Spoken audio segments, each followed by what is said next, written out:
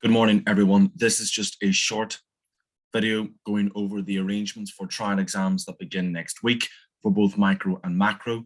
I'm going to use this short presentation just to go over the structure of the papers and to give you some extra guidance, particularly on the marking criteria and the leveling system for the 15-mark questions and the 25-mark essay questions.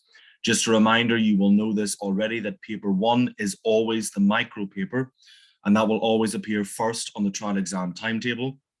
You will sit 2 papers. The 2 papers then, raw score-wise, will be added together. Both papers are out of 65. They will be added together, a final percentage determined, and then 1 grade will appear then on your report for your economics A level. So you will sit 2 papers. Paper 1 is micro, and that's sat first. Paper 2 is your macroeconomics. There is no macro in the micro paper, and there is no micro in the macro paper. So on Monday, the 15th of November, you will sit paper 1, and that is 100% solely microeconomics. So that's everything on my side of the subject. You will sit that in the afternoon session, and that exam will begin at 1:30 p.m. You must be in the hall, ready for the paper to be turned over to be started at 1:30. Paper 2 then is on the same week, which is Wednesday, the 15th of November, and that is also in an afternoon session as well. Both papers are 1.5 hours in length each. In terms of the structure of the paper, we have gone through this in lessons, but I'll just quickly go over it again. The paper will be split into 3 sections, Section A, Section B, and Section C. I'm going to quickly just go over the difference between each section. Section A in your papers will be 10 multiple choice questions, each multiple choice question carrying 1 mark each. You must select the right answer, and you must color in the circle for the answer that you deem to be correct.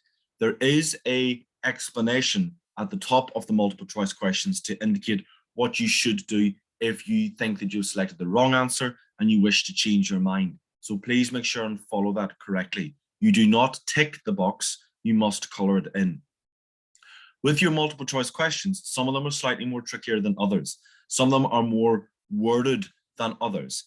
Some will be slightly quicker to answer than some others. So we would say roughly no more than 10 minutes on Section A. I am aware that there's a number of those questions you will be able to answer relatively quickly. Section B then is a data response case study. Now, when we say data response, it involves using your economic knowledge whilst also being presented with economic data. And when I say economic data, that comes from both quantitative and qualitative data. Quantitative in terms of it's presented through figures. It could be tables, graphs, etc., showing you changes in prices, showing you changes in percentages, for example, changes in income, the percentage of the market share, for example. It will also give you some qualitative data, and that could be possibly an extract from a report or a newspaper article that's reference to one particular type of market, and it's explaining changes within that market. It could be a product market, it could be the labor market, it could be about income and wealth, for example.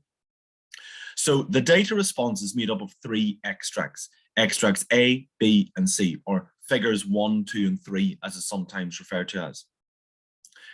1 and 2, or A and B, will always be statistics. It will always be figures. The 3rd extract then will always be a written form of some sort, be that an article or an extract of some sort. Following the data response case study, we ask that you obviously read that very carefully, but there then will be 3 specific questions specific to that case study. Okay, so there'll be a 2-mark calculation question that could ask you possibly to calculate the percentage change, to calculate the mean, the median, the mode, the range, for example. You must read that question very carefully. You must develop a degree of accuracy. You must show you're working out. If they ask you to give it to 2 decimal places or to 1 decimal place, do as they say, please. So many students every year miss out on that 2-mark question because they haven't given it to 2 decimal places, for example. Think about the unit of measurement. Is it presented in monetary terms? Does it need a pound sign? Should it be presented in thousands, in millions, for example? You can write 2 million as a word, as a number, or you can write 2.0 million then after it. So using the word million or M after it is also perfectly acceptable. There then is a 4-mark data analysis question. Now, this is different from an AS or in year 1. I don't want to see things like highest versus the lowest. I want to see you, or certainly the question will ask you, using the data, explain how or why the data shows that something has happened or is going to happen. So the one that we looked at in lessons, we were looking at explain using the data, how the data shows that the gender pay gap is actually decreasing. Please look at that very carefully in terms of looking at it in real terms versus looking at it in either nominal or absolute terms. So for example, in the example that we were looking at in lessons, we looked at the proportional change in the wage gap between both male and female workers, rather than just automatically looking at the absolute difference between male and female. Because remember that the real wages in 2000 would be different from real wages in 2015 because it's not taking into case the line of inflation. Spend no more than 2 minutes in the 2-marker, no more than 4 minutes on that 4-mark data analysis. With that 4-mark data analysis, we would expect to see some form of calculation in there. So maybe calculate a percentage change. Again, going back to what I said earlier about looking at it in proportional or in real terms. The 9-mark question will be based on, again, on the extracts. And that is very much so an explain using economic theory and applying to the case study. Quote as much of the case study as you possibly can. Quote as much that is relevant. Don't rewrite the case study, only use what you feel to be relevant, but there should be, when you finish that 9-mark question, there should be quotes in there of some sort to do well on that 9-mark question. We would say spend no more than 20 minutes on section B, and that involves reading time, planning, and also answering those questions. So with section B, you have to act fast. Section C then is the essay questions. Now these are, you'll have heard me say these before, these are what we call standalone essay questions, which means they're not based on a detailed case study. Certainly not as detailed a case study as what you would get in section B. In section C then, you're faced with one 15-mark question and one 25-mark essay question. Now, we would say spend no more than 20 minutes on the 15-mark question and no more than 40 minutes on the 25-mark essay question, making sure you give a very detailed final paragraph on DISCOM, and you should know DISCOM well enough now at this stage. I'm going to go through a bit further now and explain this 15-mark question in terms of looking at the success criteria. With the 15-mark question, it will always be an explain or analyze question. It requires depth, it requires logical chains of analysis. It expects you to use your economic knowledge and explain why something has happened. There is no evaluation or judgments in 15 markers. So we should not see a DISCOM. We should not see a final recommendation. We should not see any conclusion paragraphs. It should literally be a case of explain why, how economic theory stands true in that context. The technique we say is a 4-stage technique. Look at the wording of the question and define the key terms in the question. So for example, if the question said, explain the causes of poverty, the question or the definitions you would explain would be poverty. And we know that poverty is in 2 terms. It is either absolute or relative. So your introduction would begin with absolute poverty is this, relative poverty is that. Full stop, leave a space, move on then to the first point, the first cause of poverty, and explain why. How does that lead to a cause in poverty? Most 15-mark questions will revolve around a diagram, but please be cautious that not all do. Certainly in micro, you take, for example, it could be asking you about perfect competition or monopoly. You could throw a diagram in there somewhere. You will be, sometimes the question will ask with the help of a diagram. So we'll actually say why they want that diagram. So diagrams, it's likely to be designed around diagrams, must be relevant and helpful in answering the question. It must be relevant and accurate. Refer to the diagram in your responses. So if you're going to draw a diagram, I've always said to you before, a diagram can paint 1,000 words. So you must, when you draw the diagram, as soon as you make reference to it, demand has shifted outwards, the ATC curve has shifted downwards, for example. That's when from S to S1 or from AC1 to AC2, that's when your diagram then is worthy to be marked. Once you refer to it in written terms, the examiner then will go and check the diagram, make sure it's right, and then continue on then with your analysis and application to that diagram. Examples: apply and use the context. I cannot emphasize enough, we get so many students whose knowledge of 15-mark questions is very good, but they simply ignore the context that's been given to you. If the context is alcohol, if it's gambling, if it's exercise, if it is the overproduction of certain goods, if it's traffic congestion, even though they may sound like somewhat boring topics and markets to look at, you must make reference to that context, because if you don't, you drop a significant amount of application marks, and the examiner is basically only marking what you have replicated from a textbook. So use examples, look at it in detail, look at the context, ask yourself things in economics. What type of product is it? Is it a merit? Is it a demerit good? Is it over or underproduced? Are there positive or negative externalities? If it's a market failure question, for example. If it's a market structures, explain the nature of the market structures. Stick to the question like a very sticky thing. The difference between the 15 marker and the 9 marker is that you have to spend longer in the 15 marker. So therefore, naturally, the wording of the question will ask you to explain more. It will ask for greater levels of depth. But as I said before, no evaluation. Analysis, depth. How well do you know your economic theory? How well do you know this economic theory stands true? Do you know everything there is to know about it? And can you, having known everything there is to know about it, can you apply that to a written context?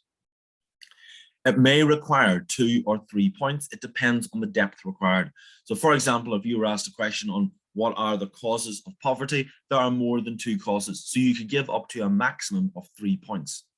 If the question said, explain the difference between the short run and the long run in terms of profitability in a perfectly competitive market, the words short run and long run naturally indicate that it's a 2-point question. 1 point will be in the short run, 1 point will be in the long run. And we would say a maximum of 20 minutes on that one. There is dangers with students overwriting with 15-mark questions, and when they do overwrite, they include evaluation paragraphs. So if I have not mentioned it already, I will mention it again. There are no evaluation or conclusions in 25-mark essay questions. In terms of the leveling response grid that I will use when I'm marking your responses, obviously from you all, we would expect level 3 responses. What does a level 3 response look like? So this is the top box. It has to be well organized. What do the examiners mean by that? They mean it has to have an introduction that includes definitions and 2 to 3 points, developing the answers to the question that is set. Okay, they're picking up on the most relevant points that answer the question and the key issues that are relevant to the question. It shows sound knowledge and understanding of economic terminology, concepts, and principles with few, if any, errors. It means what you're saying is factually correct. It is replicated from the textbook. You're using terminology. It flows well. It's well worded. You're not talking in layman's terms. You're not talking in ad hoc conversation. You're writing in a very formal and structured way. There's good flow to your answers. Includes good application of relevant economic principles to the given context, and where appropriate, good use of data to support the response. And that means 2 things. You're applying to economic theory. So that means you're able to draw a diagram based upon what is said in the book. You're also able to look at the data extract or the context in which the question is set, and you're able to word your economic theory around the context. Includes well-focused analysis with clear, logical chains of reasoning. There's a set, this is the point, this is why, the impact, so what, so what, so what, so what. So if you're looking for 11 to 15 marks, that's what it looks for in a level 3 response. For the 25-mark essay questions, now I would say to you as a group, as a cohort, our 25-mark essay questions have come on leaps and bounds, and that's credit to you. Please take a good look at the last 25-mark essay question that you did, and have a look at the feedback that I've given to you on that and how to get those 25 marks. For a level 5 response, this is the highest that you can get, between 21 to 25 marks. It has to be sound, focused, analysis, well supported, evaluation. Now, there must be depth in your evaluation. It's well organized. What do the examiners mean with a well-organized 25-mark essay question? They mean it is an introductory paragraph in which you set the scene. So you're talking about what are the definitions in the question. You're giving a bit of a context behind the context or data response you're being asked to look at. So for example, if it's cigarettes, you will talk about it's a demerit good with negative externalities. You'll explain the negative externalities. You will also finish off that introductory paragraph with telling me what the 3 points you're going to look at. Now with 25 markers, you can either have a for and against, or you could have a policy question. So in that policy question, you have to select 3 policies, talk about them, and analyze them, apply them, and evaluate them. With for and against, you're giving 1 argument for, and maybe 2 against, or 2 for, and 1 against. You will know from the wording of the question which type of question you'll be faced with. So well-organized introductory paragraph, 3 points, which include many evaluations of the point that you're looking at, and that final evaluation following discom. It must include economic terminology, concepts and principles, sound knowledge, few if any errors. You're not making any mistakes. You're not talking nonsense. You're not getting things mixed up. You're drawing correct diagrams. Everything that you say is factually correct. Includes good application of relevant economic principles to the given context and, where appropriate, good use of data to support the response. Okay, so you're applying to the context that is given. Every 25-mark essay question will have a context. It will be applied to a market of some sort. Includes well-focused analysis with clear logical chains of reasoning. Includes supported evaluation throughout and response and in a final conclusion. So there, the examiners are saying they want a final conclusion. They want evaluation throughout. This isn't just me making it up. This is the examiners saying themselves, this is what they expect to see. We've talked about this before in terms of the 60-40 split. 60% of that paragraph should be analysis application, 40% of it should be evaluation when you're evaluating just that policy. Then for the final conclusion, it's discom. Decide, go back to the question. What does it depend on? What are the short run versus the long term? If it's a policy question, which policies will work better in the short term, which will work better in the long term, which will be quicker to implement in the short run, or will they be better implemented in the long run? What is the cost, the opportunity cost? Some policies can be expensive. Time is also a cost. Opportunity cost is in there as well. What other factors could you give? What other policies could you mention? So for example, if you're given an essay and you can only talk about 3 policies, you might know of another 3. You just simply list them in terms of saying, had I have had more time, I would have went into more detail explaining these. You must give a recommendation. There must be a final conclusion. What do you agree with? Where do you sit? You cannot sit on the fence. Where do you lie? Are you for? Are you against? Which is your favorite policy? And how are you going to recommend that that policy is implemented? I hope that you'll find that revision video useful. And I wish you well for your last remaining elements of revision. And I wish you every success with your trial exams next week. And remember what I've said to you on so many occasions before. Sit down, convince yourself that you can do it, and you will do well. Okay, so hopefully you'll find that useful, and best of luck for next week.